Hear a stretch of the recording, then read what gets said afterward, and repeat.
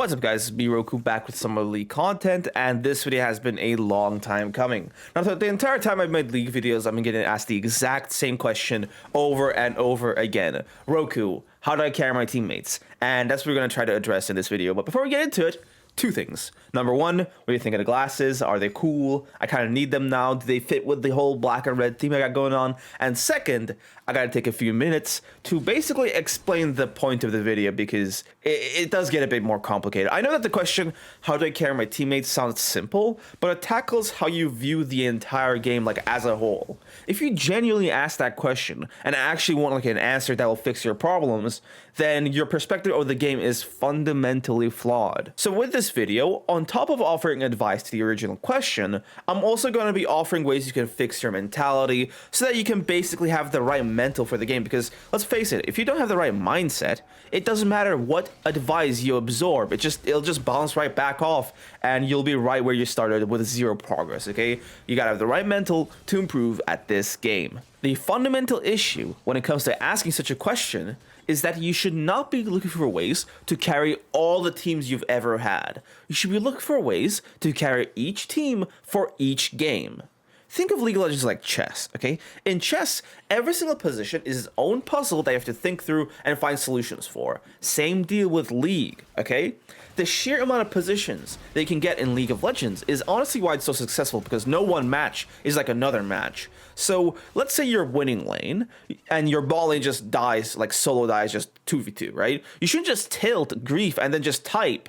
What you should be doing is looking for ways to solve this puzzle that's been handed to you. Let's get into the biggest tip of all. Do not tilt. Do not tilt under any circumstance, because if you start tilting, your decision-making process will start being corrupted and you will no longer make sound, nice, and logical decisions, and you'll start like inting and just griefing, okay? So don't tilt. We don't want you to rage split for no reason. We don't want you to run around trolling your teammates. We don't want you going AFK. We don't want you even typing in chat and flaming your teammates. Being angry or frustrated or just toxic might seem cool, edgy, and L9, but it really isn't. It's really just a little bitch move, because what you're basically telling everyone is that, hey, a little bit of stress and I'm just going to completely crumble and be a douchebag. Okay, so don't be like that. I know that we're all human, right? We all, like, even we get toxic and just start typing, but the key thing is to make sure to stop the anger before it impacts you too much. Okay, just take a few steps back, 5-10 seconds, just take a few breaths, and then get right back into that game. A strong mental fortitude is an incredibly powerful skill to have. Tyler 1 got Challenger in NA on every single role, and that's not because he's like hyper talented or whatever. He has the mental strength to play this game for 12 hours a day and give it his all every single time, okay? That's what you can do with a strong mental. So you should brace yourself to sustain the mental damage all the stresses and stuff is going to basically give you, and try your best to give it your all no matter what. I've made an excellent video tackling tilt and other mentality-based things about League of Legends, and I'll link it in the top right of the video right now. Step 2. Prepare your mind to handle every game as its own puzzle. Some matches you need to group more, some matches you need to split push more, some matches you gotta build QSS, some matches you need armor. I got so many questions about what someone should build every single game, like Rhoku, should I build Hullbreaker every single game? And these kind of questions kind of break my heart, because you shouldn't be building something or doing something every single game. You must understand what everything does and yourself pick inside the game what works best, because you're in that game. Okay, only you can find what works best for the game that you're currently in. Like, no one else can tell you that. So the best way to basically treat builds, things like that, is to like know everything and then apply it yourself. Treat each game as its own individual battle and try your best, give it everything to basically win it. And if you find that, hey, you know, your team did grief by you basically messed up a team fight, then that's something that you're bad at, a mechanical mishap. That's something you can improve at, that you can actually use to train and just be a better player, okay? Don't think of these games as ones that your teammates lost. Think of them as the games that you could have won. Because this way, even if you do lose the games, because we're tryharding, we're getting legitimate practice and improving at the game instead of just getting tilted and angry for no reason. Step 3. You gotta basically take a step back, identify the main enemies and who you can rely on your team. You gotta know which one of your teammates you can actually rely on and which one of them are just beyond hope, right? Like, I know we like to say that, oh, all my teammates are bad, but let's be real. There's usually 1 to 2 guys who actually know what they're doing, and maybe they just got into a few unlucky situations, or maybe they all know what they're doing, but, you know, they died and now they got angry or something. You should try to use this in order to see who can help you win the game. Like, oh, okay, my jungler sucks, but my mid laner is really sick. So maybe if I set up a fight where I can fight with my mid laner, we can basically wipe the whole team while we bait the rest of our useless teammates, right? Something like that, you know? You should also identify who the main threats on the enemy team are. Just press tab, look at the enemy team, and okay, so this Draven ADC is quite a problem. There's Veigar, the Fiora, she's behind right now, but she's gonna be a problem. Just rank them all like one by one so you can see, okay, who should I kill first? After this, you should plan your fights based on how you interact with these champions, okay? If your champion can beat any of these champions solo, or maybe like you just have an interaction that makes you beat them, then you should look to basically catch that champion alone off guard, okay? Let's say that the Fiora, who's fed, was caught off just farming a side lane. Okay, I can kill this person solo, so you just try to catch her using some vision trick, maybe send some bush while she's rotating and just jump on her and kill her, okay? Or maybe just run up to her and challenge her in the 1v1 and just kill her, right? Something like that, okay? Just, if you can beat them 1v1, that's good, because you can actually take fights on side lanes and stuff and turn them into picks that your team can actually use for other things. But if they are a champion where like you actually cannot kill them because maybe they have an ability that makes it impossible, maybe they're just that fed, you basically have to wait for them to use whatever ability it is that stops you from killing them against your team, okay? Let's say in a fight, you're just holding all your power. You don't go in, and the second they use their things on your teammates, just go in and kill them, okay? Now, I know that I'm telling you that you should, you know, bait your teammates, but honestly speaking, right, if the enemy Riven one-shotting your 0-10 Ezreal is what it takes for you to kill her, then I would say baiting that Ezreal is good for, you know, is for the good of the realm, okay? It's for the good of the game for you guys to actually win. Step 4, do not die. Dying is the worst thing in the game if you are ahead. Not only are you losing your XP lead, you're also losing a big bounty that's going to feed someone even more. If you die, you lose a massive chunk of just your sheer power. If you are this 1v9 monster just insanely fed before the teamfight phase, like in laning phase, just you died twice and now you're just some poor schmuck who just gets killed in 2 abilities by anybody. No matter how good a play looks, try to evaluate how safe it is for your champion. If it's too risky, then maybe it's not that worth it, because maybe the gains are good, like, okay, we maybe get this Baron, but the risk is I die and our entire team just can't win anymore. Because look, let's say the enemy team has 3 carries and you have only you. If you kill 2 of them and die, the enemy team lost 66% of their carries, but your team lost 100% of your carries, okay? Now, you should if the bounty is like massive, like 1,000, then I guess it's kind of worth to die, but like, if you can just take a kill and leave without dying, that's the best outcome, okay? A 1-4-0, so to speak. Step 5, this is a very elementary step. Get good at your champion. If you're playing a champion that you're uncomfortable on, you're not going to be able to carry anything, right? It's just a fact. You can't carry if you don't know your champion. To carry, you not only have to get to a powerful state and win lane, you also have to make sure that you can play your champion to their absolute limit, their maximum, okay? Just take those risky fights, but they're not risky because you know exactly how much your champion can do. If you don't, if you're playing a champion your first timing, you'll either go for plays that are too risky and just die, or you'll have to play so safe to the point where you can't go for any plays that will gain you anything, and the enemy team will just get Baron and just get to such a powerful state that they don't even care that you're fed. Step 6. Know or at least have an idea of where everybody is or where everybody could be. This is basically a big macro thing, but you should try to constantly look at the minimap and track where everyone is, both on your team and the enemy team. A big critical mistake that I find in a lot of my coaching students especially is that while they do have some awareness of the enemy team, they have 0 awareness of their own team. And this just basically ruins a lot of plays, because let's say that you're stuck on a side lane, right? You're pushing and then the enemy team is actually collapsing in on you. Okay, if you and your teammates are coming at you, like they're in a good position to basically counter this collapse and basically kill everyone, right? If you don't know that your teammates are coming, then you can just leave and miss out this amazing opportunity to ace the entire team. But if you do have awareness, you can basically start baiting.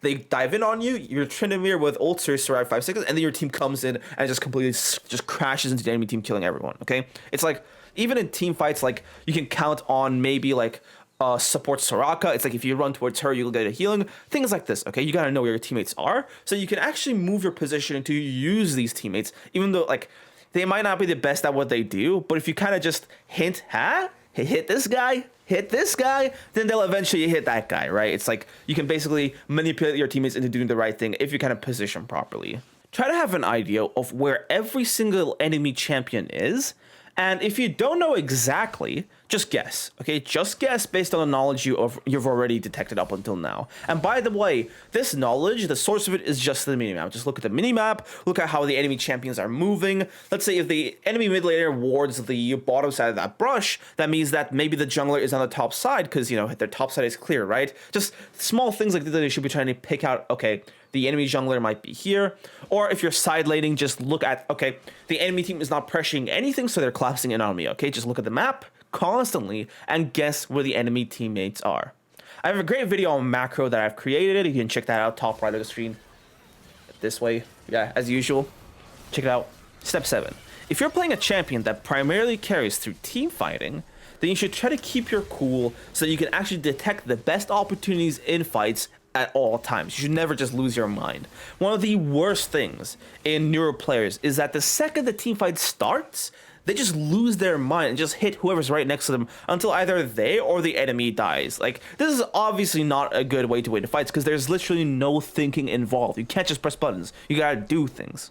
You need to plan how to win fights and, like, you know, in terms of like, okay, this guy's the most important target. This guy is the guy I should protect on my team. Things like this, okay? This CC is something I should count for. This ability, Zhonya's Hourglass. Just try to, like, keep all these things in mind so that you can expect them and they don't just cause you to panic for no reason. Have an expectation of what's going to happen, but if something different happens, just be ready to change your plan on the fly, okay?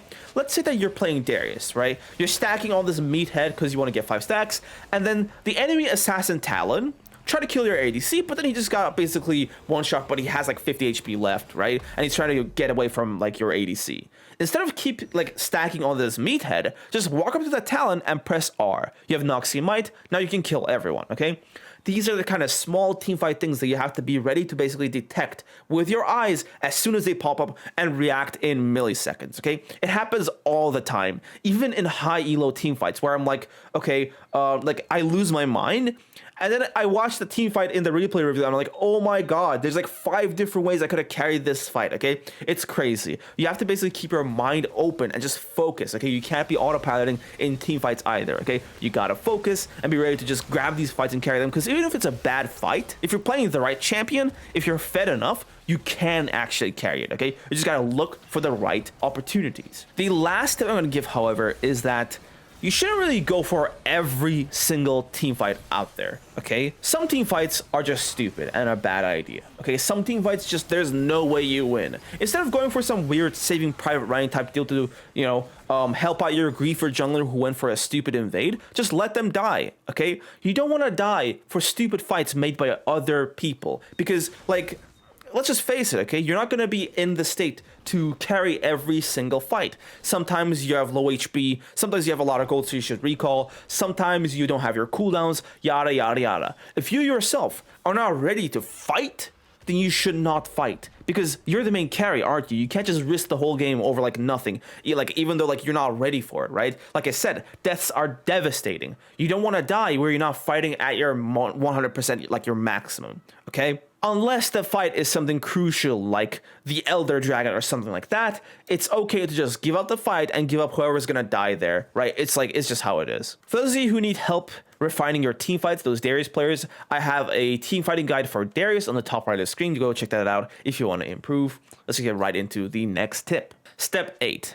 Carrying while split pushing. Now this first tip is going to sound a bit crazy, but make sure you're actually good at shoving lanes with your champion before you even go for split push situations. Like, I know this sounds really simple, but you have no idea how many people I watch try to split push and they shove lanes like it takes them hours, even though they're like super strong and have items already. Try to get into practice tool and just practice how to shove waves with your abilities most effectively, like how to use your AoE to hit as many minions at the same time, stuff like that, okay? Just make sure to practice, because when you're you're side laning and you're split pushing, these are crucial seconds that you have to basically just, like, you know, get through. You can't have the minion wave stop. You got to just kill the wave so that the minion wave keeps going so you can actually get that tower, okay? It's like, how many situations are you in where you're split pushing, you just go for the turret, but it's too late. To get that turret, you have to die, okay? It's just like, you know, you don't want to be in these situations. You don't want to be, like, in any position you have to be any longer than you have to be. So make sure you're good at shoving lanes. If you're playing a champion who primarily split pushes, make sure that your macro is on point. This is because split pushing is very much a macro game. You're basically just, think of the enemy team like a balloon, right? When you poke in one end, right? When you just poke them, they're going to poke back, right? It's just like where you press the balloon, there's more pressure against you there. So what's going to happen is if you keep pushing and pushing and pushing, the enemy team is going to react inevitably, okay? And it's your job to make sure that you're out of there before they collapse on you and kill you. We discussed to death how dying is bad. You don't want to die while split pushing either. You cannot split push with bad macro, so always make sure that your attention is on and your eyes are on the map. It does not take any attention to hit turrets or hit minions, right? You can do these without thinking. So just put your eyes on the map, think of what's going on, and don't, like, put your mind into things that don't need your mind. Try to make sure you have the enemy team's capabilities in your mind. If you're up against a team with, like, Nocturne, like Twisted Fate or whatever, it obviously is not the best idea to split push at all times because, like, they can basically just collapse on you, like, from half the map, okay? So just make sure you're a bit careful of what the enemy team is made of. Maybe you shouldn't, like, split push too far. Maybe you should just be looking to more so group with your teammates because, let's face it, like, because they can collapse on you, you're basically just a free pick every single time you're split pushing. If you are up against a team that collapses a bit slower, then the second, like, they're off the vision and they're about to collapse in on you, then you should just back off. Just get out of there ASAP, okay? It's better to, like, even if you're doing a turret and you've not killed it yet, it's better to live than to die for a turret, okay? It's almost never worth it to die for objectives, okay? Almost never, okay? Unless you're, like, taking 2 turrets, 2 inhibs, something crazy like that, or like a nexus, then it's like, it's not worth it, man. Like, you don't want to give away your lead if you're trying to 1v9 the game, okay? So just let it go. It is what it is. We'll come back later, okay? We gotta just live another day to make sure that we can carry later instead of dying and making sure that we can't carry. And it's not a bad thing to waste enemy team's time because you just got the enemy team to send, like, half their team to deal with you. And because you left, that half a team is now useless in the lane that you're pushing. Okay, so you've just wasted half the enemy team's time. This destroys the enemy team's organization. This puts them in the worst position to fight your own team wherever they're grouping, and it actually basically makes it so that there are more picks available for your team. Let's just say that the peel of the enemy backline roams to deal with you. The enemy backline has no peel, so it's a bit easier for your teammates to basically go for kills. If it's possible, you should try to go for flanks on champions that are rotating. By flanks, I mean, like, just sitting in a bush near red buff or something and just jumping on a champion and one-shotting them and leaving, right? Now, I know that these kinds of guerrilla bush camping tactics sound super, super cheesy, but you kind of gotta just do them when you're, like, the only hope for your team, right? Sometimes you have no other way of actually impacting the game and carrying it, okay? You gotta basically just create weird, disorienting situations with the enemy team and exploit it with good vision and good understanding of how champions move around the map, okay? Vision is a must, by the way. You got to make sure to sweep bushes, put your control wards down, even mid-late game, just put control wards down in the enemy jungle and stuff to, like, help vision control so you can actually tell if the enemies are coming to collapse on you, or just see how they're rotating around the map so you can actually jump on them and kill them, okay? So, yeah. Let's say that you are about to take the T2 turret in bot lane, but oh no, most of your team gets wiped out near Baron, another enemy team is doing Baron. You shouldn't just walk towards Baron like an idiot, because let's face it, you're not going to be able to stop them alone, okay? You can't. What you should do is just go for that turret and take it down anyway. You might as well just get something from all this, because, like, if you rotate, you guys are getting nothing for losing Baron. But if you stay and at least take something, you guys are getting something at least, okay? Don't rotate for lost objectives. Now, obviously, this isn't like, you know, the enemy team is putting down a herald at your nexus turrets and you just keep doing the inhibitor, like, not like this. Just gauge it for yourself. But if it seems lost, right, it's better to get that objective so you guys get some plus at least. Be sure to farm as many jungle camps as possible of the enemy team. This is doubly well for Trinitys, your Fioras, just people who can cross over the wall super easily. Just get them because it's just free farm for you, isn't it? Do not take inhibitor turrets down before 19 minutes. This is especially the case for some of you like York players or something who just take turrets like breakfast. Like, don't go too far, okay? If you take down an inhibitor, you're basically doing two things. One, the enemy your ally super minion is going to constantly push down that lane and get to their base. And this is going to be a non-stop source of gold for the enemy team to just farm and farm and farm and farm, okay? And not only that, here's the worst part. Super minions clear waves in seconds. So not only are you giving free waves to the enemy in complete safety of their base, but you're also making it so that you yourself can't farm the top minions because they're all going to be hyper pushed, right? They're never going to accumulate. So if you're taking down an inhibitor super early, it's just not worth it, okay? It is worth it when Baron is on the map because that pressure is going to keep someone tied down in their base to clear that super wave. So with a 5v4 situation, you can very easily just secure Baron, and Baron is actually worth that lost CS. But when there is no Baron, you really shouldn't be taking down the inhibitor.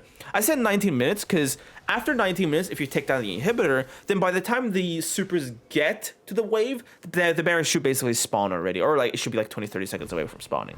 Alright guys, that's pretty much it for this video. If this video hits 800 likes, I will make a split pushing guide for you. So just like the video and show your support in the comment section below. Anyway, I'll see you in the next one. Peace out.